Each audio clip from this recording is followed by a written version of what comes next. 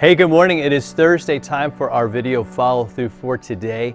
And I want to begin with what I think is a really important question. And that is, who do you go to when you totally mess up? I mean, when you blow it completely and you just feel ashamed and you just feel this weight and you feel this burden and you got to talk to somebody. I mean, who do you go to? See, and the problem is a lot of us don't really have anybody. And so what we do is we kind of play it off and we kind of just, we don't want to talk about it. And somebody asks us how we're doing, we'll say, well, we're doing okay.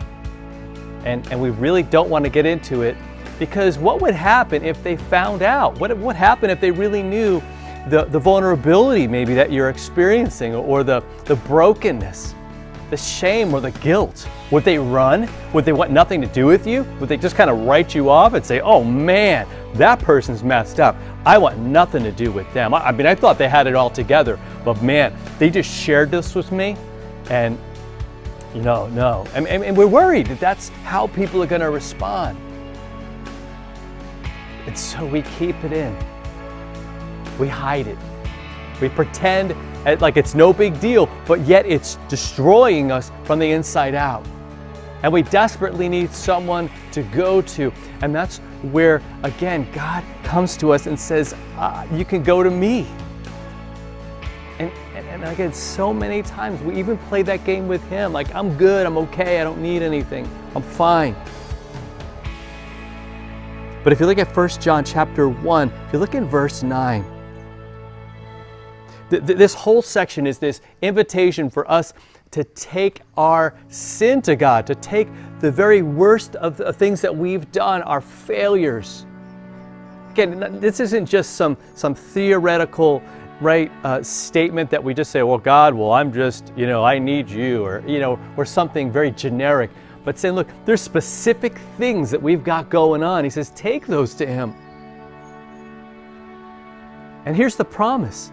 He says in verse 9 that if we confess our sins, not hiding them, not explaining them away or saying, well, it's not so bad, or I'm not as bad as that guy, but if we just confess them, say, God, you see them, because He does. You know what's going on. You know what's happened, Lord, and you haven't run. In fact, you've run to me. He runs toward us. Total opposite of how most people do, right? Most people want to avoid us. He's like, no, I'm going out of my way to try to get your attention so that you would take this to me. Why? Because as it says here, that He is faithful. Faithful. He does what He said He would do, which is to hear our confession, right? To hear us when we go to Him, to be there for us. And what does He do? It says He is faithful and He is just to forgive our sins and to cleanse us from all unrighteousness. How do we know that? We know that because He went to the cross. We know that because on that cross He defeated death, He defeated sin, He defeated anything that would separate us from Him. And so is there any sin that's too great? Is there anything that He has not paid the price for already? And the answer is, there is nothing. Nothing. So today, let's confess what it is that's on our hearts, that's on our minds. Maybe it's something we said to somebody that's really important to us, and we just lost it. And maybe we said something hurtful or hateful, or maybe we spent our time thinking about something or engaging in some activities that are just like that God does not want us doing that. He says, just bring that to Him. Confess that. Say, Lord, you're right when you judge. And you've got me. And there's no way, I'm not going to explain this. I'm just going to bring this to you, knowing that you've forgiven me.